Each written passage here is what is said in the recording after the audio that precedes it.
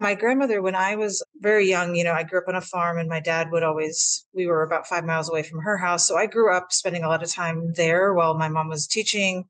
And then also while my dad was working in the field, he would, leave me there a lot of the time. And so I spent a lot of time with her. Just she would draw with me. And that was like the first person that kind of really showed me a little bit more about drawing and kind of was really looking at it in a way. And so that always has a place in my identity or sense of like upbringing. She's a big part of that. And even I just remember one time I was drawing something where I think it was water and then she thought it was a sky. And I remember thinking I'm not going to correct her because I would never do that. But then it made me look at it again and think, oh, maybe she sees something I don't. And so there were these little moments of even just being very young and thinking, changing how the idea of you could see something in multiple ways and like, what is something like art? But then later, she died when I was 12, but then later when I was in grad school. So I had done my undergrad and graduate work in painting. So I really come from this textiles through painting.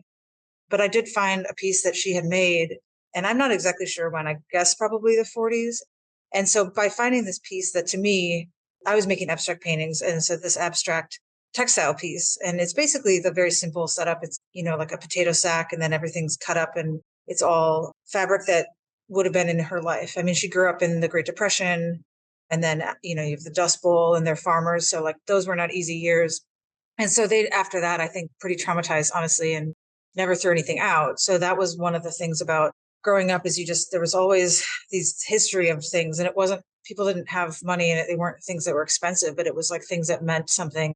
And also maybe you need them again. So finding this piece, it was like a portrait of a self-sufficiency of kind of like how somebody operated in the world by taking things and reusing them, but also maybe this desire to make something that was a little bit, changed it, so it's like it was started off as maybe a dish towel and a dress you liked, and now it's this piece that is functional.